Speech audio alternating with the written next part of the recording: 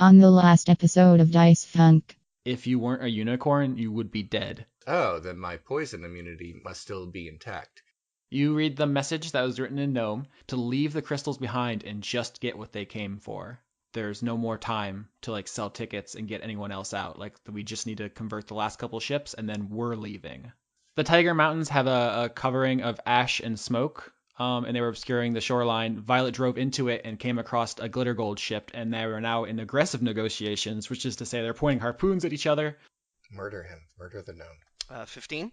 Yep. That's a hit? Yep. Drop, you are the first murderer of Dice Funk Season 2. I thought Violet was because she killed that robot. Do robots count? Tell your people to give up or you're going to die. I have a horn through you, and I am a unicorn. I just wish that we were friends like we used to be. Remember when he showed up in the village?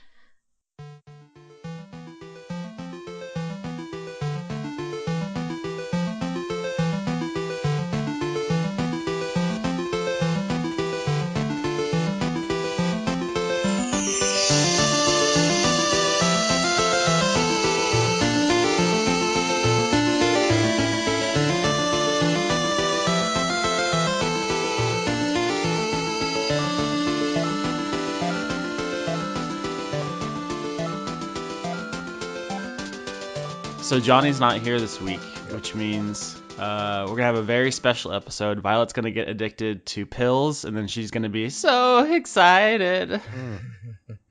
Okay. I didn't know that. I was looking forward to this episode because, let's be honest, there's a lot of impressionable people who listen to this show, and they need to learn important life lessons. Like, for example, if you come across a unicorn, don't feed them mysterious crystals from another plane, or else it might become a druggie and ruin prom for everyone. A druggie. I'm actually genuinely bummed you didn't fucking ruin any of those Constitution saving throws, because I would have. I am too. Yeah. I love just having a character who will just do shit and then cause things to break when the bad roll happens, but no. Yeah, you would have went on a magical mystery tour. Well, actually, you were in a funeral, so you would have gone on quite a upsetting journey for everyone involved. But here we are instead. Yeah. She would have seen her spirit animal, which would have been just a horn and nothing else. Oh man! But the structure that we're going for this week is we're gonna have two vignettes. One is the backstory of Violet coming to the material plane, and one is Alias and Vinny meeting. Lauren wanted to do the voice of Generica. That's fine. When she gets here, we'll do that. Is there anything else that you guys wanted to address? I'm going to take this so seriously, Austin.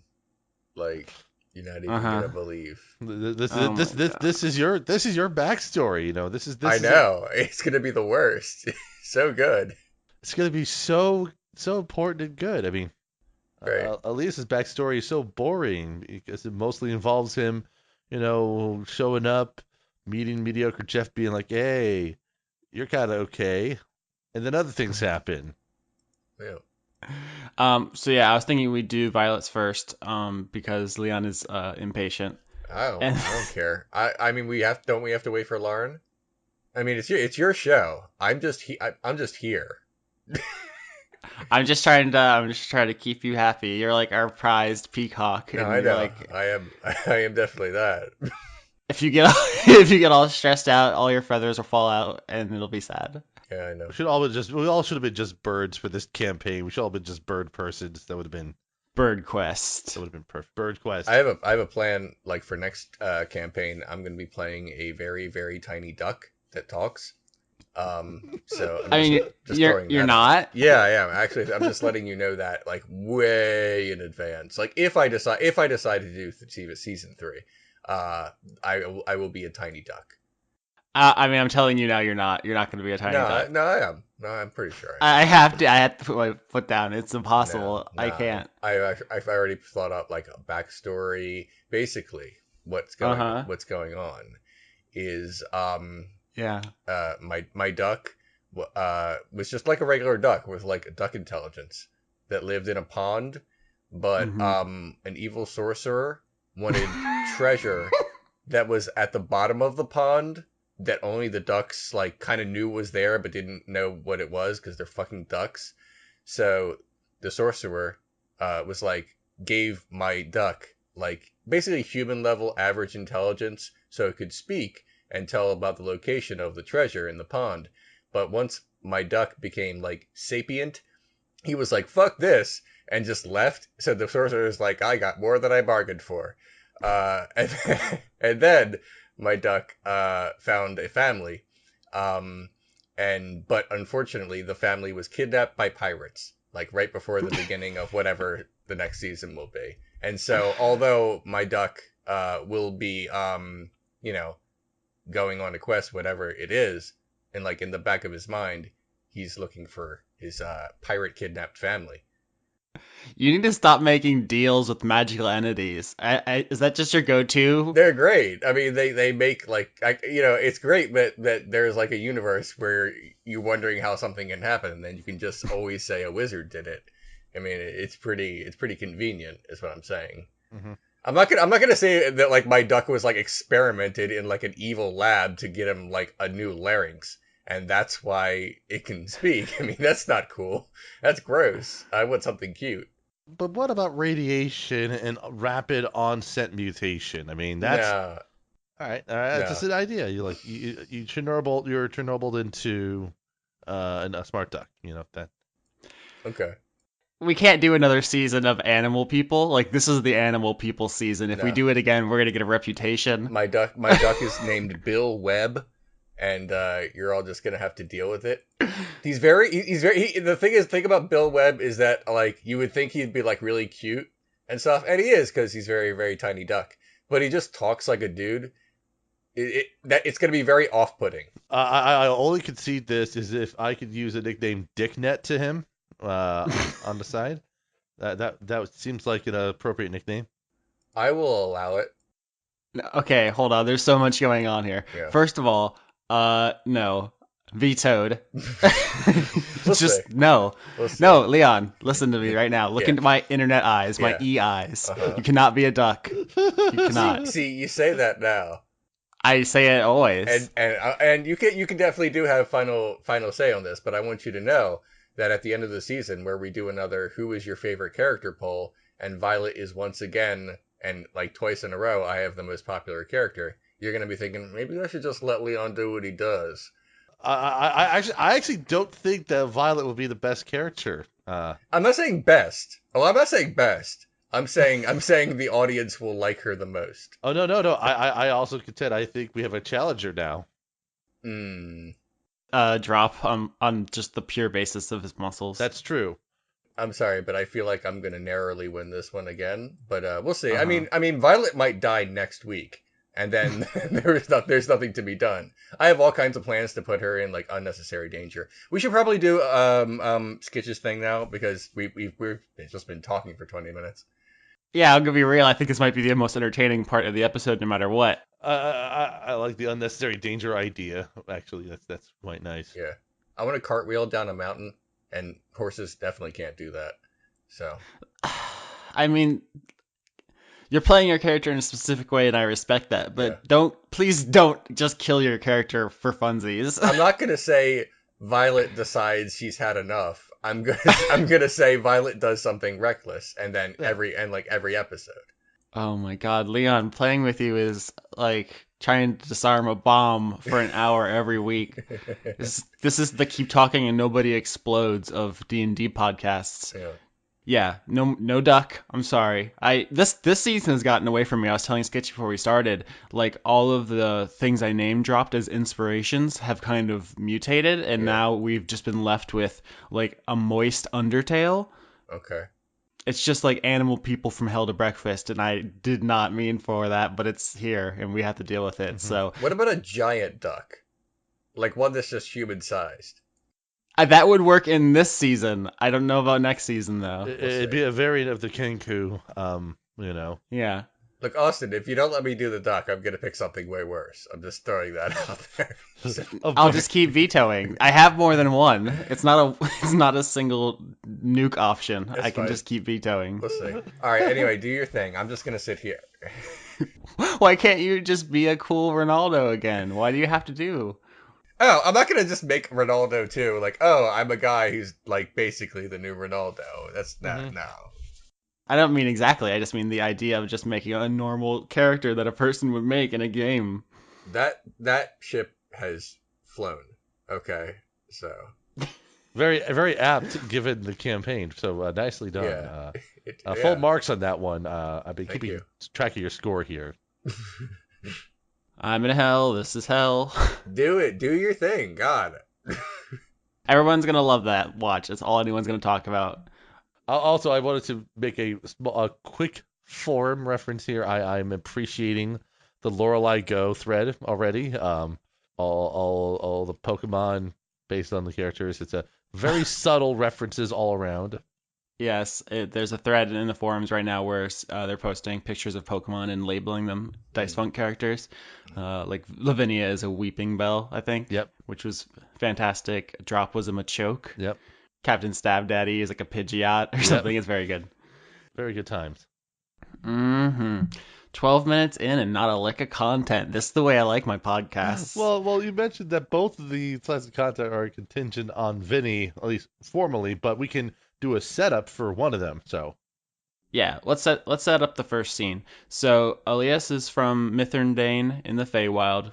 Quick recap for everyone: the main game takes place Yep. on the Prime Material Plane, which is kind of just the D&D world, Forgotten Realms ostensibly, but it's really just the Dice Funk setting because there's no Neverwinter or Baldur's Gate or anything. It's just our fake made up thing. But there are two parallel worlds, two parallel material planes, the Feywild and the Shadowfell. The Shadowfell used to be called the Vale of Shadows. It's also the Upside Down from Stranger Things, if you watch that. The other one is the Feywild, which is where Elias and Violet are from. Elias in particular is where we're going to start sometime before the events of season 2. I think you said a couple weeks. right. So yeah, you're in Mitherndane, which is actually a canon D&D city, which you name dropped. Which, sorry, Gygax and friends. I guess we're just gonna take some liberties with that one. I mean, let's be honest though. These things are meant to be malleable to whatever the campaign needs are.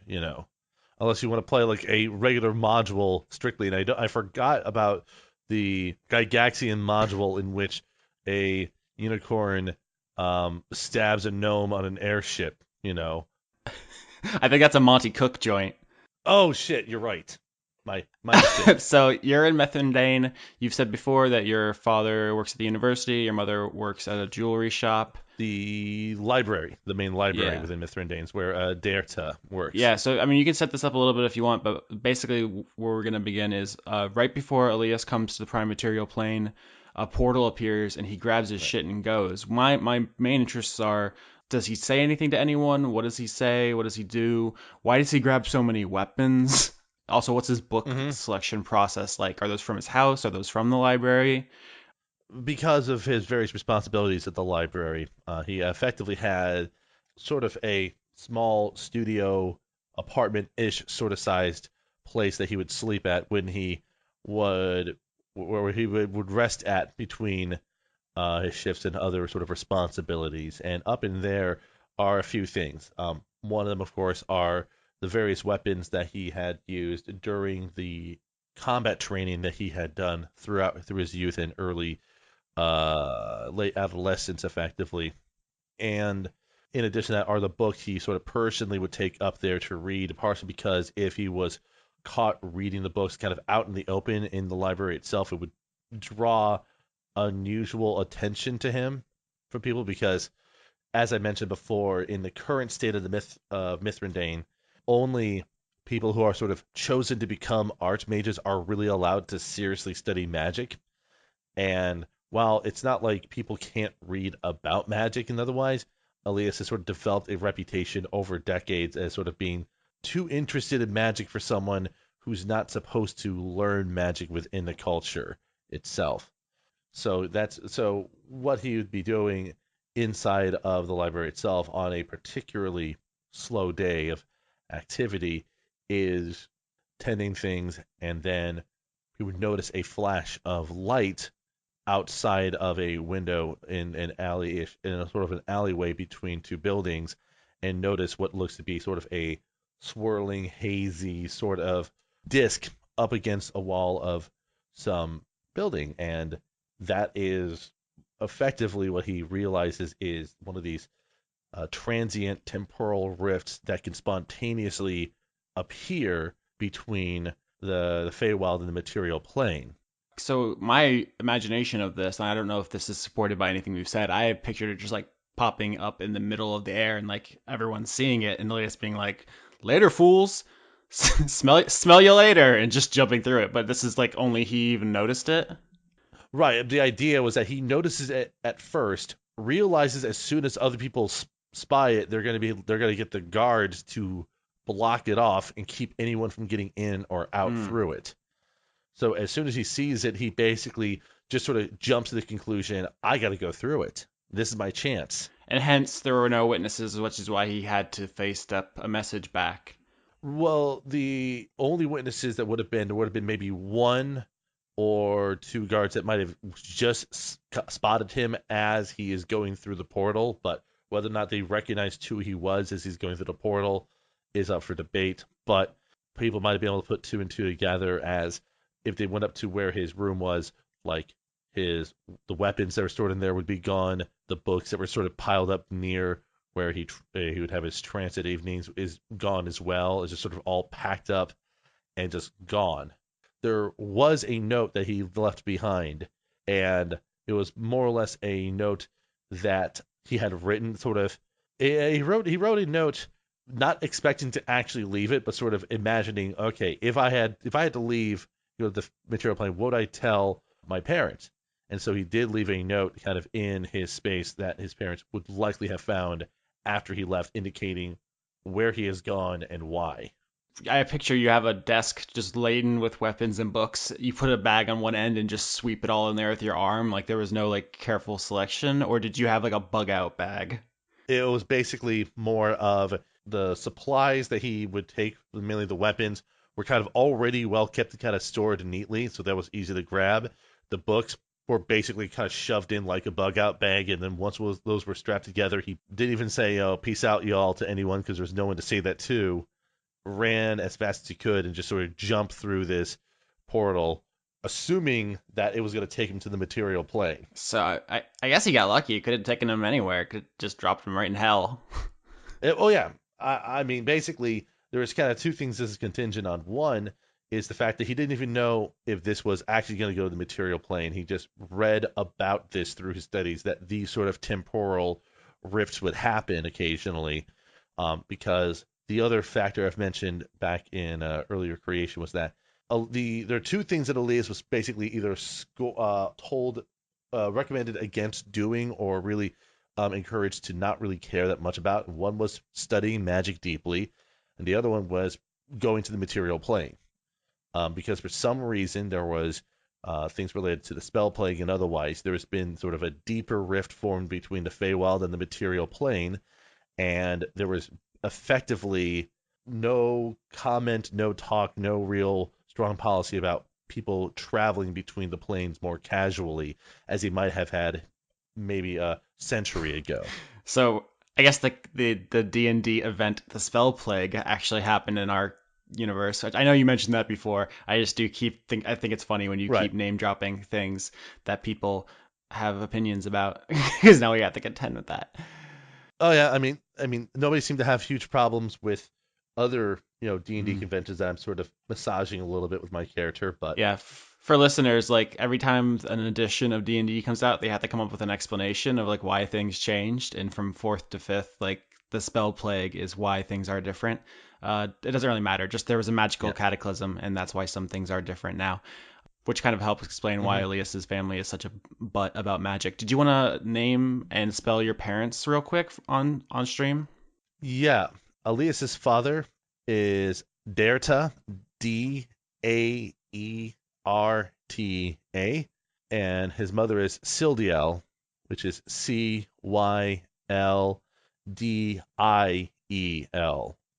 Cool Christmas. So, like I said, so basically, after grabbing basically the books and the weapons that he felt like he would need, he jumps through this portal. Not sure what the hell is going to drop him off, and the first shock he gets is he gets to the other side of this portal, and he's not in some lush, populous material plane city as he assumed it would have been. He lands effectively in what looks to be the ruins of some great city in the middle of some forest. Mm-hmm. And he's like taken completely aback. He's like, what a human city looks like? I didn't realize it'd be this filthy. So you're in like some ruins in the Ragged Wood, which we have established in the current timeline is this enormous like continent-sized forest. And the thing about these material planes are like they're parallel worlds in the sense that they mirror each other a lot. They're like echoes. So they're not exactly, but yet like where there's a forest in one, there would be a forest in the other. So so I guess Mithrandain and the Ragged Wood are coexistent in a way in our universe. Right. Mithrandain and the forest that surrounds it are coexistent in some capacity. However, they're not exactly the same. And one of the first things Alias does is pulls out the map that he had procured about this, looks at it, tries to figure out where he would be relative. Is like, this should actually be the middle of some body of water where I'm standing. Unless water is different in the material plane as well. Though I didn't read anything about that. So he jumped through a portal expecting to land in the ocean? Well, he jumps to the portal, looks at them, and like, it should be in water right now, but this doesn't feel like water. Foreshadowing from his perspective. So Alias lands in the Ragged Wood, and he just starts wandering around based on his maps, not really making any progress. Right. After a bit, he hears a voice shouting from deeper in the forest. It's a woman's voice, and it's like, "Help me! Help me!" Oh, wait. Oh, that means somebody's in trouble. He sort of scrambles, puts the map away, and sort of like draws out his sword and just advances towards the person that's screaming for help. Elias follows the sound of the voice, which seems to be coming from the other side of a wall of trees and bushes. So he crashes through that and finds himself in a glade of yellow flowers. He's looking around in this glade, in this open area, and he doesn't see anyone. And after spinning around a couple times looking for the source of the voice, a figure drops from the canopy of the trees above and lands in front of him. And it is a completely new sight to Elias. It is a bird man who's armed with a knife and once again makes the mocking voice in one that does not fit his body at all. And he says, "Help me! Help me!" I knew that people on this side were sounding, but I wasn't expecting this. Two more figures drop from the canopy and land behind Elias. He turns around and sees two more birdmen, also armed with knives, and they're laughing sinisterly. He sort of like glances about, like holding his rapier with as much confidence as he can muster, despite being surrounded, and possibly catching on to the fact that maybe these people don't actually sound like that. That might not be the actual voice. He's not completely sure yet, though. One of the birdmen says to the one who's making that voice, I can't believe that worked. That was so easy, Steve. These elves are dumb." I'm sorry. I'm not just a mere elf, The birdman who was addressed as Steve tells you to drop your weapons.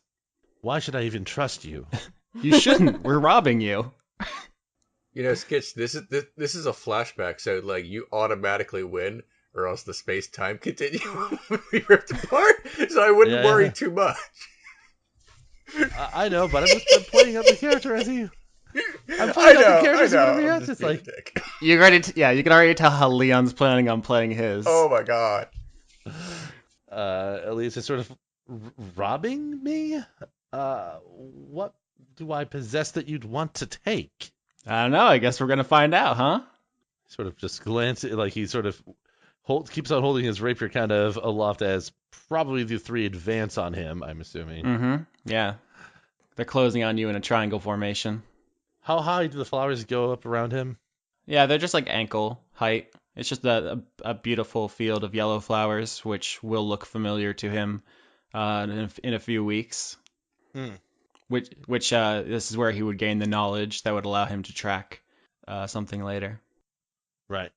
Elias moves to put the rapier back in the sheath and tries to recall in over his mind kind of what he should do while being mugged in the what Job would have done while being mugged, and remembers immediately that Job provides no good information about this since he's more likely to have done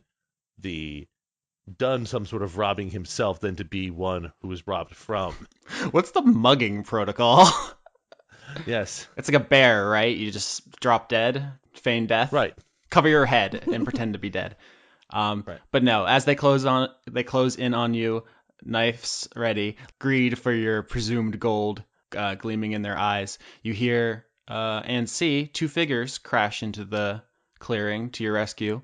One is a short, heavy-set woman with greenish skin with a whip, and the other is just an average, totally boring, vanilla, middle-of-the-road human, nothing special, no outstanding features to speak of.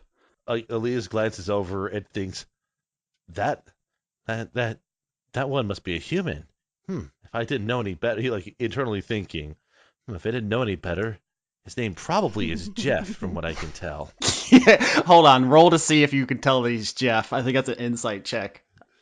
Insight check? You want to roll an insight Yeah, check? insight here? check to check his Jeffness. I will gladly roll an insight check in this. You think his name is Jeremy? 4. Damn it. No, you cannot tell that he is Jeff. I was gonna hope for an investigation to deduce that he was a Jeff, but that's okay. All right, Lauren, you want to take this or? Hi! It looks like you're being mugged! What are you What are you, the Clippy? Hey, it looks like you're being mugged. Do you need some help? I have some templates. You want some help getting mud? All Clippy all the time. Steve says, "Damn, Daddy's girl's here. Let's beat it." Yeah, you better run. Steve and his boys run off. You know that this is their hunting grounds, and that they rob people who come through as well as hunt game. Oh, Steve. Oh, Steve. Do you guys remember Steve? No. Yep. Lauren made a check while we were going through the woods to identify anything. Yeah, if anything was particularly weird. Yeah. Specifically weird. Yeah, anything specific about weirdness. And what I gave her was that this was Steve's hunting ground, and she hasn't seen hide nor hair of Steve, which is Steve's weird. kind of a jerk, it sounds like, though, so. Mhm. Yeah. Oh. He's probably dead now. I mean, his hunting grounds were the place where the strangle vines and the tree men of death were. He's Steve too hard. He's Steve too close to the sun. That's terrible. That's perfect, but terrible. So the average, mediocre, vanilla-ass white boy comes over and offers a hand to Elias, and he says, "Hi, I'm Jeff." Mediocre Jeff. Vinny, you can't just say that in front of people. I'm a deputy. I can, Jeff, because that's what your name is. Elias just sort of glances at the hand for a good long 10 seconds. You're supposed to shake it. Oh, right. He reaches out and grabs Jeff's forearm right underneath the elbow. His left hand rests on Jeff's hand, and then he shakes Jeff's entire arm briefly before releasing. It's like, right. I remembered reading about this. It's weird. And then there's a 20-minute fish out of water montage as they teach Elias how to shake hands and eat food and not shit himself in public, because this is an 80s comedy. I would say the shaking hands for 20 minutes would be a sufficient montage, yes. What the fuck is that movie where the Conan the Barbarian dude comes into our world, like the portal of time? What is that movie? Encino Man? No, it's not Encino Man. No. It doesn't matter. He has a ferret. You guys introduce each other. Is there anything you wanted to mark your special first meeting with? Hi, I'm Vinny. You're so tall. We're friends now. I don't think that's how friends work, at least not back home, but I am Elias, and it's Vinny, that's your name? Well, my name's Lavinia, but nobody likes to say it because it's long and annoying, so everyone just calls me Vinny. Well, Lavinia is a sufficiently succinct word to use. You'd think, I don't but see anything unnecessarily long about it. I don't know. People seem to have a problem with it. Damn, shade. With any other characters, just yelling, "Hi, we're friends now," would be like a lazy shortcut, but it's actually totally in Vinny's character to just yell that at a stranger. I mean, if anything, Jeff's name over there might be a bit too much brevity for its own good. A bit more complexity would be much desired in order to provide a more interesting visage around a person. Oh, but everybody knows he's not that interesting. That's why he's mediocre, Jeff. I'm right here, guys. We know, Jeff. We see you. I mean, I'm not here to deny the plainness of Sir Jeff here, but I don't think speaking about it in his presence is particularly polite. Oh, we're cool. Jeff and I are cool. We know. He knows. I'm used to it. He seems a bit more than cool. He appears at least lukewarm. Honestly, I could do a whole episode of just Jeff-based shenanigans, but I think you guys eventually make your way back to Spira. I like to think along the way there's like a really unsubtle shot in this HBO drama of you guys like walking through underbrush and like Jeff swats at a bee and just keeps going. Oh, geez, not the bees. And then you guys make your way back to town, which is actually surprisingly vibrant and full of life. There's a lot of people like walking around excitingly. There's food and drink. A lot of people are wearing jewelry. It's like a pretty cool happening place right now. Does it look like there's a party happening? It looks like there's a party always happening. Yeah, party 24/7. Yeah, this is a forest cult essentially, and I think this might be a good time to address. Someone pointed out that Mayor Moreno and Sheriff Keenan being in a relationship is like conflict of interest. Hey guys, they're cult leaders. I think this is what TV tropes would call an alternate character interpretation. Like they are abusing their power and leveraging their influence to take the money and valuables of like members of their cult. Like I think they're good people, but like that's this isn't like it's still a kind of a fucked up situation, right? Just because we like the people doesn't mean that everything they do is right. Does that make sense? Yes. Mm-hmm. I was expecting to be in a larger city of sorts. I thought that large, sprawling, inefficient cities were common over here, but Not on this island. Or, well, it's an island now. But it used to not be an island. And there were definitely more cities then.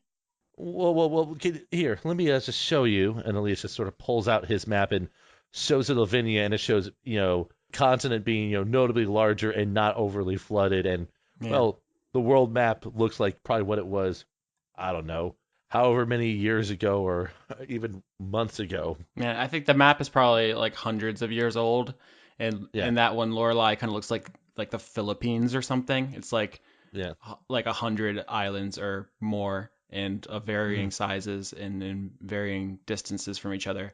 And now it's like kind of like 3 Hawaiis maybe. It's a pretty drastic change in land mass. Did you draw this map? Because, like, no offense, it's pretty bad. I mean, this is the finest map of the material plane from the Mithrindaean library. They were wrong. I think I've seen old maps that kind of used to look like this, but oh boy, are you off. Oh, I see. It's okay, we'll fix it. We'll do it together. I'm really good at drawing. Not to toot my own horn. Rolls up his map and sort of sews it away, pulls out his journal from his backpack and sort of writes a note to himself. I might have gotten myself into a lot more trouble than I expected. We'll update with further details. Hey, so do you want to meet my dads? Dads? My fathers. I have 2 of them, and they are birds, and they're also in charge. But they're really cool. Do you want to meet them? I bet they can help you with whatever you were doing in the forest. You don't look like a bird, though. Yeah, I'm adopted. Oh, of course. But thanks for Thanks for pointing it bringing it out. Yeah. Yeah. Cool. Very cool. I wish I was a bird, but hey, whatever. It's cool. It's fine. Also, I would think Elias isn't at all surprised to see the way Vinny looks because dryads are native to the Feywild, so like it didn't even occur to him to like question her. Until she said her parents were birds. I'm like, wait, you Right. don't look like a bird. But that might explain like their instant connection though, because like I assume everyone Vinny runs into like has Yeah. a like an off-putting reaction, and he kind of just accepted it. So I bet that was nice. Right, exactly. The Jeff was more confusing than Lavinia. So Yeah. You guys see Jeff walk off just kind of like in a really average way. Bye, Jeff! Not really anything interesting to the way he departs this scene, and he just says, "Bye. I'll see you later." Yeah, okay, Jeff. I don't know. I don't know whether Jeff likes me or not. Oh, Jeff's always like that. I would say he probably doesn't feel strongly either way. You never tell with persons like that. Mediocre? Well, no. Just those that are too outstanding or too underwhelming. You could understand where they stand, but ones that are mediocre, you just can't tell either way. It seems. Oh God. Okay, this joke is done. Put it in the can. We leave poor Jeff alone. Yeah. So you guys go to the mayor's office where Vinny is going to introduce her new friend to her dad's. And when she gets there, before she walks in, she can see them talking in kind of like a serious, low way, like having serious business talks. And they greet you and they say hi like politely, but then they say like, Vinny, we need to talk. Can we see you alone for a bit? Yes, but wouldn't that be rude to my guest that I found in the woods who doesn't know where to go or what to do? What type of material are these walls made out of? I thought we were always supposed to be welcoming of guests, Dad. We are. I mean, we welcomed him. Well, listen, we'll go and we'll go to Great Jeff's place. We'll get some food. We'll have a big family dinner. We just need to talk to you real quick. If you could just wait outside, and then we'll get some. I think Great Jeff is making his lasagna. That shit is tight. Oh, that is good. Hey, Yeah. Elias? Yes. Would you be okay with waiting outside while I talk to my dads? Oh, no problem at all. I guess it's a secret. Secret. I understand secrets. That's not a problem at all. But don't move, because I'll be back. But I need to move to get outside. Well, after you get outside, like, don't wander off. Oh, that's okay. I understood. So Elias goes outside and stands like against a wall outside of the mayor's office while Vinny goes in, and the mayor says, "So Vinny, we've been talking, and I think we have an idea about what to do about the water." Oh, yeah? What is it? I don't think you're gonna like it. And that scene fades out as we know where that conversation is going, to Elias, who is standing outside the mayor's office and just kind of people watching. As we know, Spirit is basically half Kenku, half human. But as you're standing there, one person who looks really out of place walks over to you. I don't know if you know what this creature is. It's it's humanoid, bipedal, has kind of a reddish purplish skin, and he's wearing like very very nice clothes. Just looks like someone of authority. Not at all like one of these people who lives in the forest. Could I try just a raw intelligence check to try to see if I can discern what species he might be, or? Mm-hmm. All right. Let's 12. 12. Yeah, you know this is a tiefling. Oh, That's basically all you know, is that it's a tiefling. tiefling or tiefling? Are we gonna go tiefling or tiefling with our pronunciation here? Oh dear. Uh-oh. Which one do you think sounds cooler? I like tiefling. I like tiefling. Okay, we can call him a tiefling. That makes me think like teeth, like how toddlers say teeth. Aw. Right. It's the whole IE, and I think the E is what's pronounced Okay. on that. It's supposed to, but that's anyway. Oh Yeah, my. so it's a tiefling then. And he walks over to you, like hesitantly at first, but then he walks over to you and reaches out his hand and says, "Professor Chance, Caldu University, how are you?" I'm I'm doing fine, Professor. And he sort of takes his hand properly and shakes it. I am Elias Valabin. It is a pleasure to meet you. Last name, huh? That's fancy. We don't get many of those around here. Oh, I'm not from around here. Clearly. I'm just passing through, visiting a lot of the villages in here looking for, let's say, fire sales on valuables and artifacts. You know, the world's coming to an end. It's not a bad time to get some stuff. I hear. Well, can you run that last part by me? Coming to an end? I last I knew there was nothing like that happening over in the material plane. I mean, he explains to you that the water is rising and such. There's got to be an explanation for it. I mean, water just doesn't spontaneously just floods out things without a source or the such. Unless it's different here than it is back at home. That's always a possibility. I've never considered that. I gotta tell you, environmental science is not my area of expertise. I'm more into planar magic, portals, dimensions, stuff like that. I hear you recently, I don't know, appeared, popped in. Oh well, that word must be get fast around here. I'm visiting from the Feywild. It's. I mean, you can probably tell by my appearance that I'm not just a standard elf or human or other species for that matter. So, yes. I'm gonna be honest with you. I didn't just hear about it. I've been tracking the rift that I think you just came through. Like I said, planar magic portals, kind of my area of expertise. It's a shame I didn't get there in time. Just jumping through a portal into the Feywild would have been a great way to escape the water.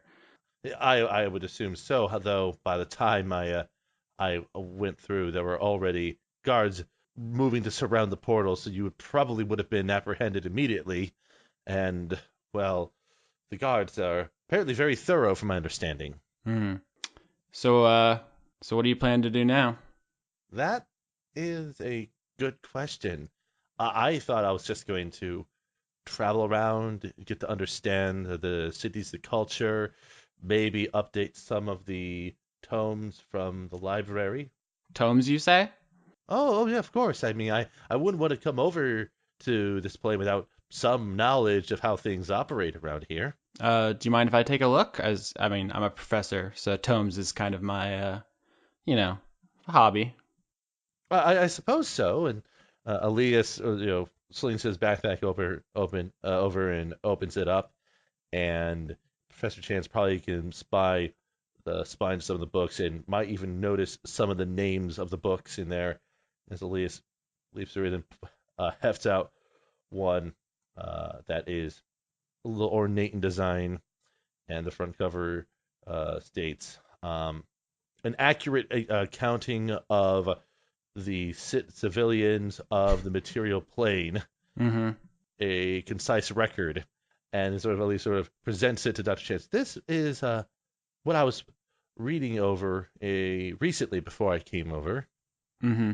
He doesn't seem particularly interested in that one, and he like kind of thumbs through a couple of the ones. He goes right past Job, doesn't seem interested. Goes right past all of the magic stuff. Doesn't Other seem. magic ones. Yeah, he doesn't seem to particularly care, but he does find kind of a small book, which is just seems to be a treatise on just like boring political stuff. And he pulls it out and thumbs through it and says, "Oh, very very interesting, very interesting. Do you see this passage here?" And Lee sort of leans over and takes a glance at the passage. Yeah, it seems like there's some stuff written in the book in a language you cannot read. Like most of the book is in Abyssal, I'm going to assume. no, most of the book like you've thumbed through it. It's like super boring, and most of it is in like Elf or Common or just like scholarly languages. But there's some that's in another language. I mean, you could make an intelligence check. I already just gave you. It's not Abyssal. And he says, I've been looking for something like this. if you've been looking for it, I would be curious at least to know what it effectively says if you're able to discern it, Professor.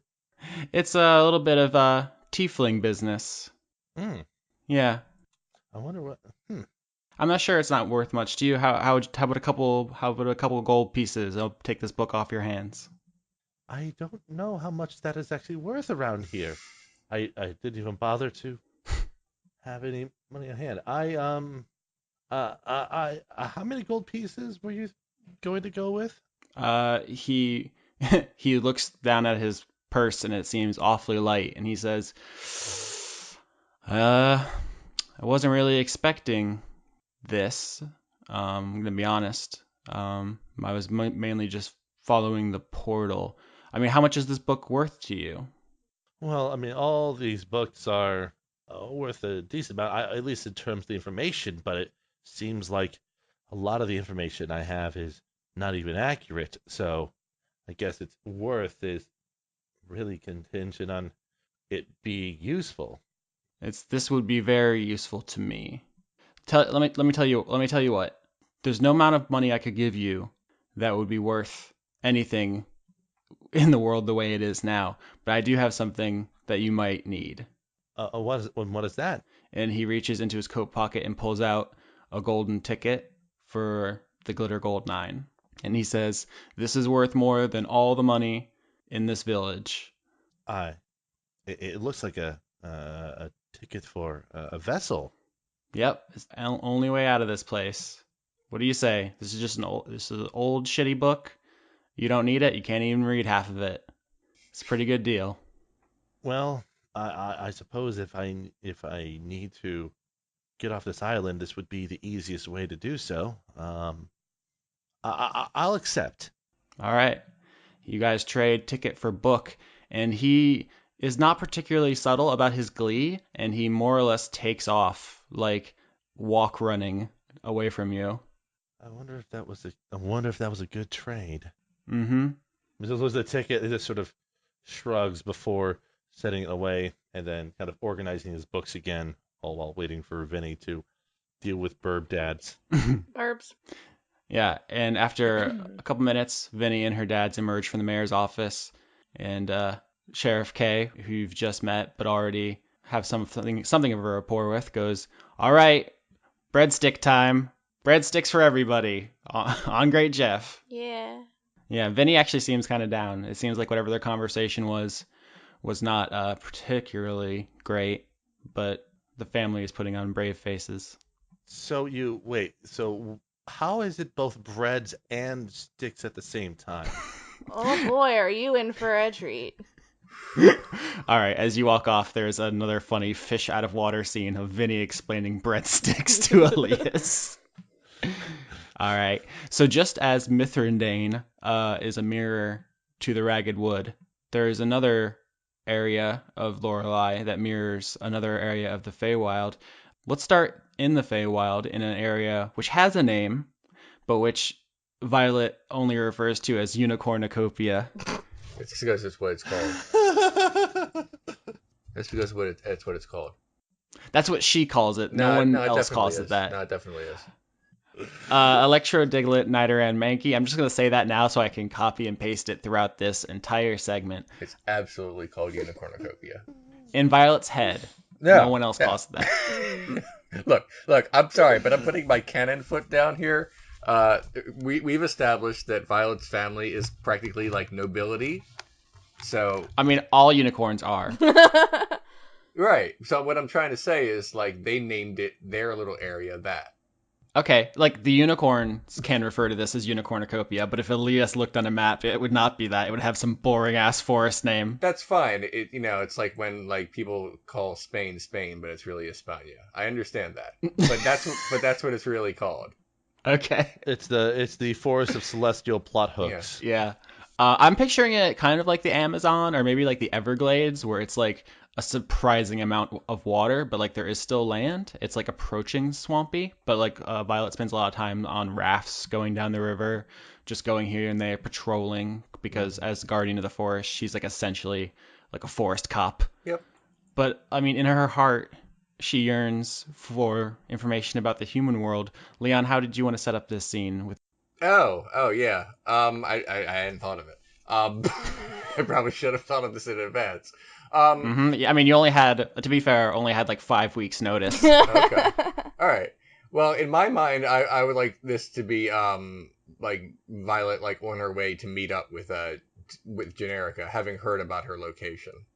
Oh, okay. So, I mean, I like the image of like Violet sitting there reading her encyclopedias, and I guess I don't know who comes in, like her parent or an assistant or something, and it's just like, we've been getting reports of a dastardly witch in the woods. We need you to go over there and show her unicorn justice. Violet says, "Fuck yeah," and puts down her books. She doesn't know who it is though, so she's just gonna like, oh well, this is just another thing I have to do. Yeah, this is basically boring to you because you were just you were born and blessed with like ultimate purity and just like sunshine and rainbows and light, and you smack down evildoers, and it's just like not even a thing, and you like yearn for a normal life of humanness, dingle hoppers. Yeah, Um, I'm down with that. yeah, so you're making your way through the woods, through the, I guess it's more like a jungle, I think would be the word I'd actually want to use for it. Like you go down a raft, you walk out onto a bank, you're looking around in the area the witch is reported, but you're not merely making too much progress. Do you want to make any checks or anything? Oh yeah, I have to do things. D&D is hard. I'm like I haven't even been in this episode until now, so I'm not even in the Roll20. So Listeners know there was a 10-minute segment I left in of you discussing your character for season 3 that I'm not going to allow. So you definitely have been in this episode. okay, that's fair. Perception? Yeah. I'm gonna roll my d20, and you can just tell me what's what. Mm-hmm. How bad is it gonna be? Oh, 14. That's solid. it's actually good. 14's fine. Violet looks around and she sees some footprints, kind of small webbed footprints, padding off in a direction down towards like a muddy bank of another river. This is like the jungle of 1,000 rivers, basically. Yeah. This is the Minnesota of the Feywild, and yes, I know they're lakes. Okay. Violet says, hope I don't run into too many evil witches. Just the one would be fine. Just one. I'll just stomp on her a little bit. No big thing. And then she'll run away and say, I'm sorry, unicorn. Like they always do. Dum-da-dum-da-dum. I like your fucking external monologue. I am a unicorn. I'm actually going to be quiet because I think this is the part where someone else is going to DM for a couple minutes. Here. Oh shit. Okay. Guess DM. Violet follows the footsteps until... Okay, so you're gonna hear a plop, plop, plop, plop behind you. Like something wet smacking on ground. Okay, Violet turns to see what it is. It is a very small, scaly little lady. She's a Nixie. And she says, "Hi!" Do you want to explain what Nixies are? Yeah, because I don't know. Okay, they're like little, like scaly, webby, like fish fairy people, kind of. Oh, okay. And they're tricksters. They like to Fish fairies. play pranks and shit. Would Violet know, like by looking at Generica that she is a Nixie? That's not Generica. I'm sorry. Then whatever is that she's looking at. Would she know that that's a Nixie, or is she like, wow, this is new information for me? You have advantage on history checks for fey creatures, I'm going to say. So if you want to roll for it. Okay, that's fair. All right. While you do that, me and Lauren were looking through the history of D&D for potential monsters. 17. Yeah, 17 on information. So I'll tell you, there are like a jillion mythological creatures throughout culture and history that D&D has stolen that are essentially the same thing. Mm-hmm. Like water spirits, like playful, mischievous water spirits. There's obviously like nymphs and mermaids, and there's one called the Neck, and like the Nixies one that's just in this long line of these kind of dudes. And it's a pretty clear like personification of tragedy as woman that patriarchal cultures have just done over time. Like every culture has one, and the Nixie is just one of the many names for it. But yeah, it's like it's almost like a Western version of the Kappa, right? Okay. Yeah, very similar. Okay, Violet says, "What up, fish?" Hi, do you want to come play in my swamp with me? Violet immediately forgets about her responsibilities and says, "Yes, I would." Oh my gosh, nobody ever wants to play in my swamp with me. That's suspicious. I usually have to like trick them in there, and then they stop doing the things they were doing. But this is much better. Lead on, Scaly. Do I roll to play? Please roll to Yeah. play. What would that be? An athletics check? It depends on how you want to play. I want to play in the most athletic way possible. Yeah, then you're roughhousing. Okay. I don't even have my sheet up, so Yeah, it's fine. 11. It should be a little higher. It should be 12. Yeah. Well, you have like a +2 or 3 to strength, so it's like a Yeah, 13. I forget what I am at level 1, but yeah, I should have like higher strength. So I would say, I think I play okay. Mhm. You're playing pretty good. Like, you're doing, like, sweet, like, water tricks. Hell yeah. Wet stunts, I think they're called. Wet stunts. Are they? I didn't know that. Wow, those are some really great wet stunts you're doing there. Violet says, I know what that means. She does not. So, Unicorn, Mm-hmm. what are you even doing here? What's going on? What's going on, my bro? Gosh, I forget why I'm even here. I think I have to step on a witch. Oh. Don't have any more info than that. Oh, are you looking for what's her name? Yes. In fact, I am. Oh, well, I mean, she's kind of a butt, so you should really, really just stay here and play in my swamp forever. But if you really have to go, Endeavor. then she's gotta be that way. Okay. And she's pointing towards a cave to, like, the east or some shit. I don't know, a direction. Violet says, I do want to play, but it is unicorn law that I go. And then she leaves. And says, bye. By the way, what's your name? Because I didn't even ask. Oh, Which was probably rude of me. you can call me Dora. Hi, Dora. I'm Violet Skittles Unicorn. What's a Skittle? Something about they taste good, but the wild berries are the best. Anyway, I gotta go. Okay, bye. Come back and play in my swamp later, please. Oh, I'm totally going to. So you follow a stream that goes out of the swamp and into this cave that you were pointed in the direction of. It very much like peters out by then. It's just like a trickle by the time you get to the cave entrance. Mm-hmm. And there's kind of a long tunnel before you get to the main body of the cave. And as you walk in, there are like mobiles, or you know those those bead curtains that hippies have, Yes. but bones. Okay. Bone beads? So decidedly less chill.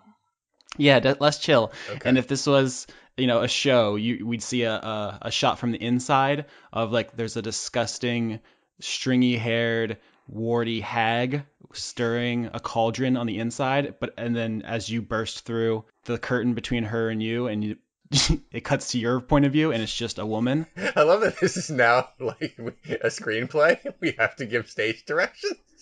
Yeah, I'm just trying to give everyone a cool mental image. That's fine.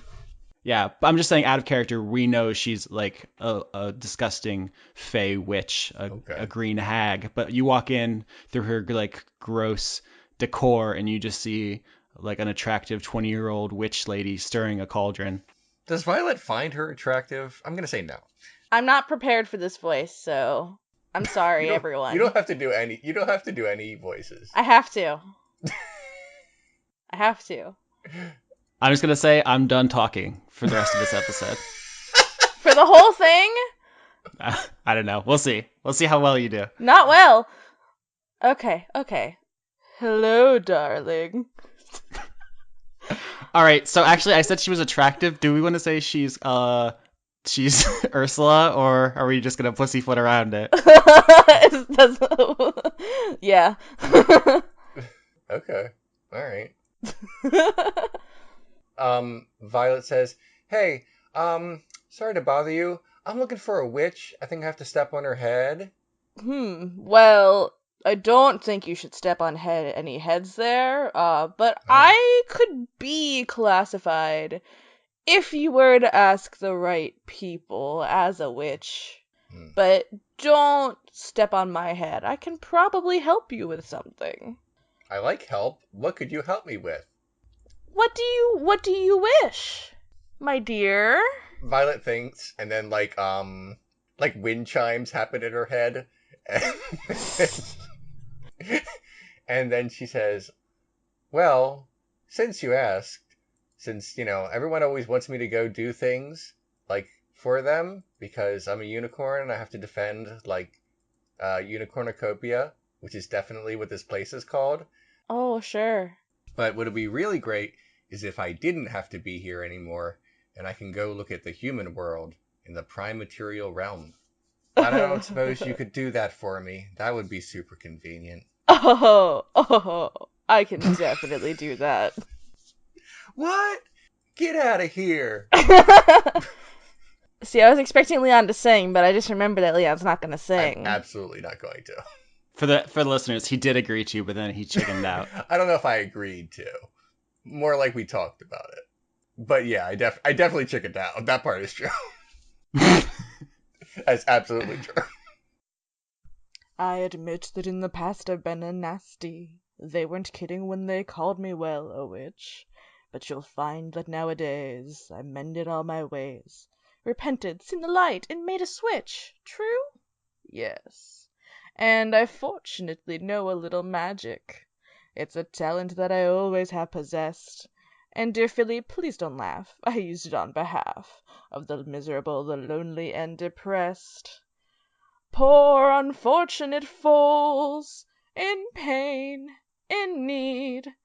This one, dear, I don't really know much about unicorns and what they need in life, so, I was gonna sing a whole song, but all I need from you is something in exchange. It takes a lot of magic to send somebody somewhere else.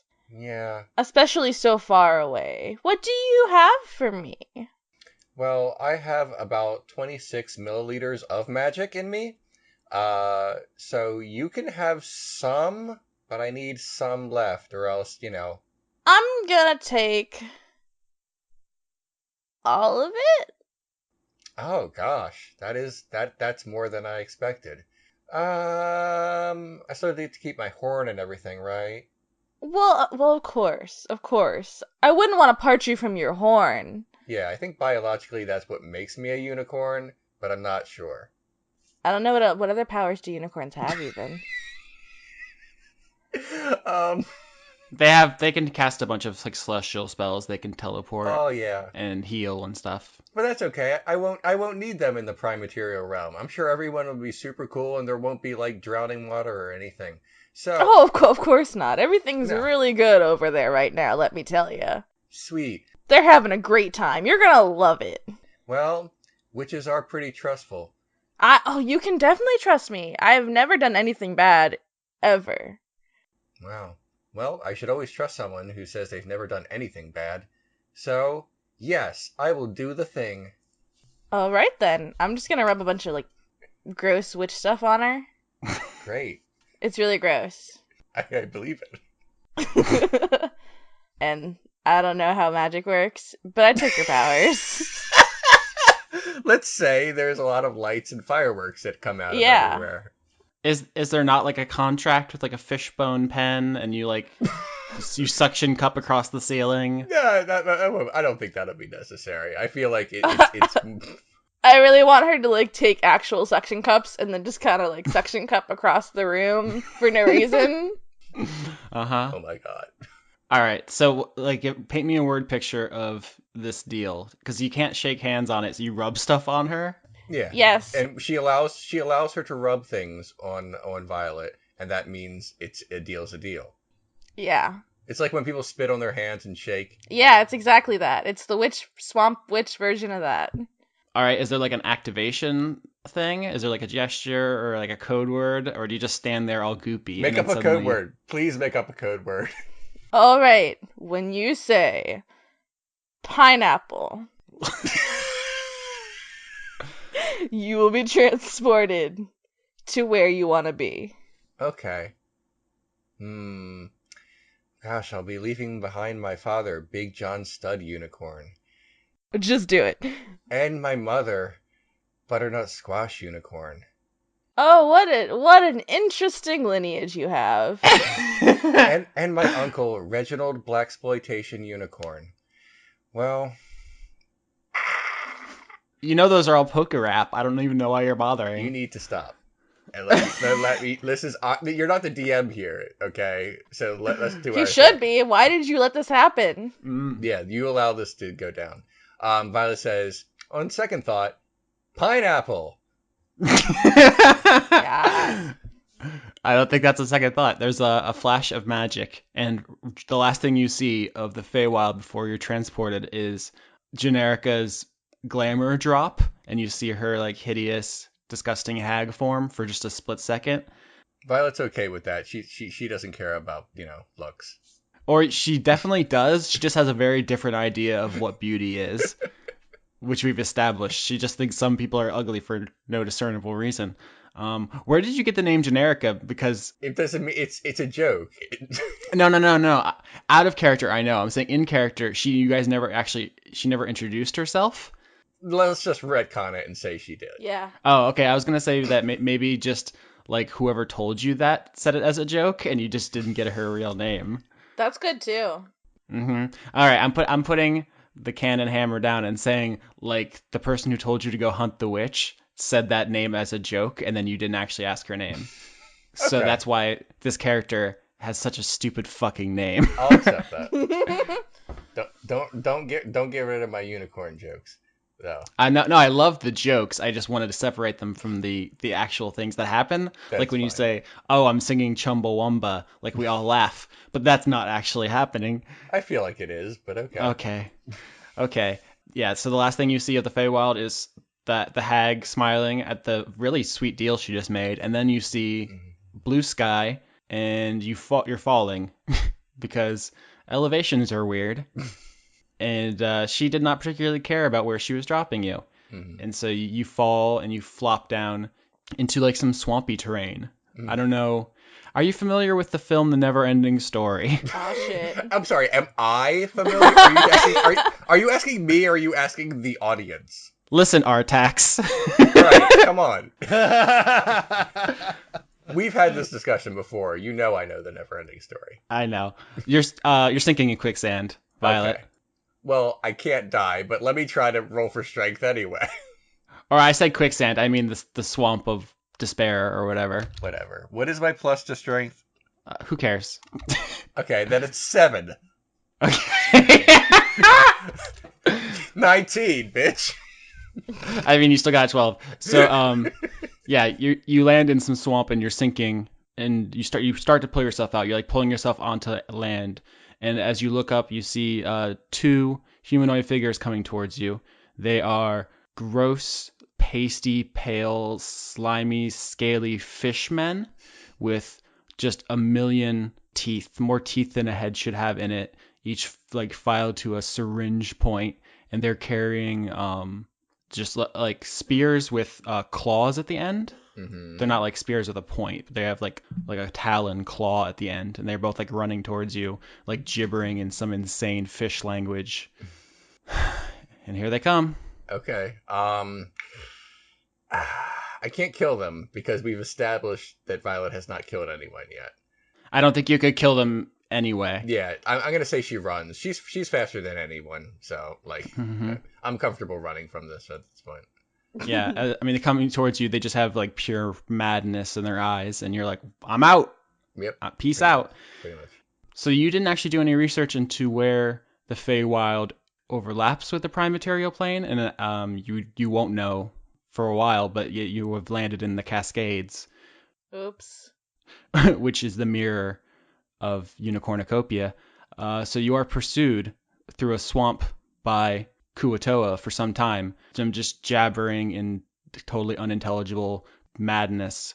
Mm-hmm. You eventually find yourself huddling and terrified behind some like muddy stumps or something, and you feel them closing in around you, and you're like, well, this is a really big fucking disaster I did. Is it a fine kettle of fish? Holy shit, it is.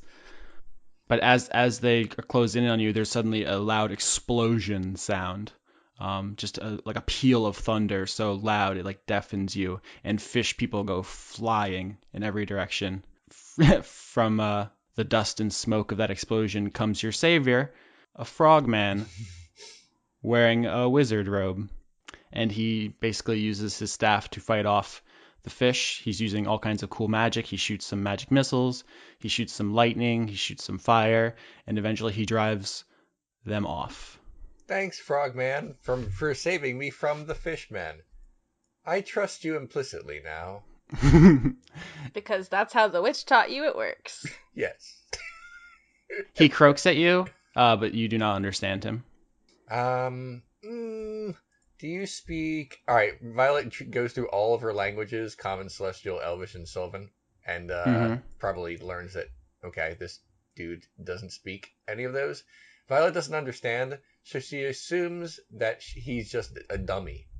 Like those are like all the languages that she's familiar with anyone like speaking. So she's like, oh well, you're just like a frog. So Violet says, okay, well, I guess this interaction is over. So, I'm gonna go search for humans now.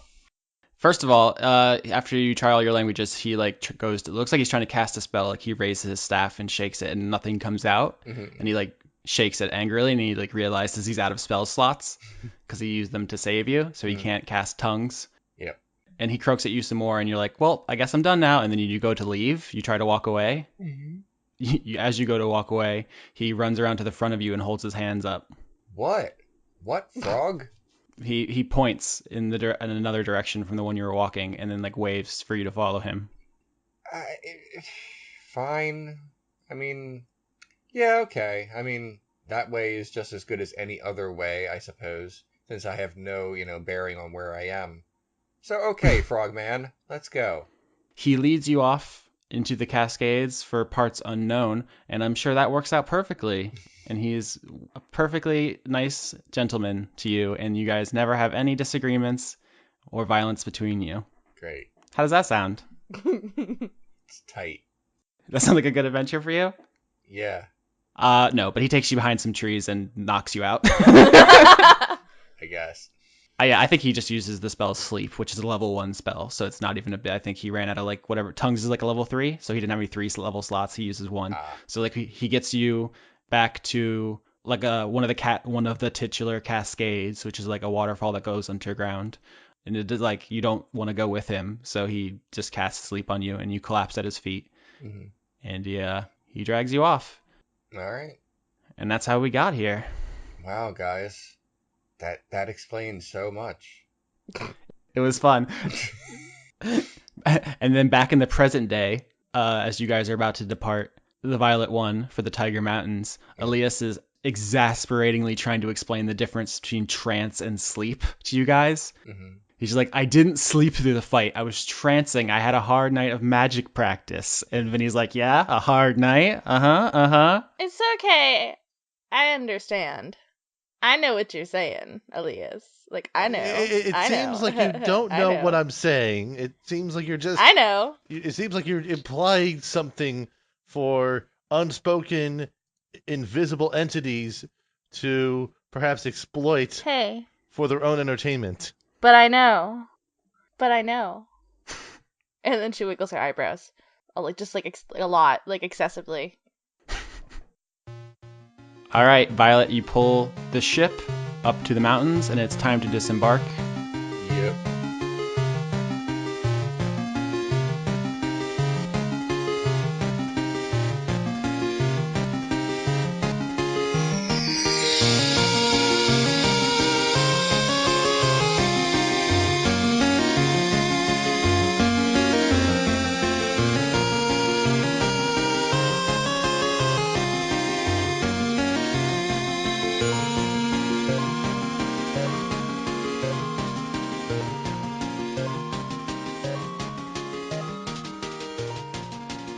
Big thanks to Overclock Remix, both for our theme song, Thunderstruck, an arrangement of Windmill Hut from The Legend of Zelda, and Dream Meter Mix, an arrangement of Lavender Town from Pokemon.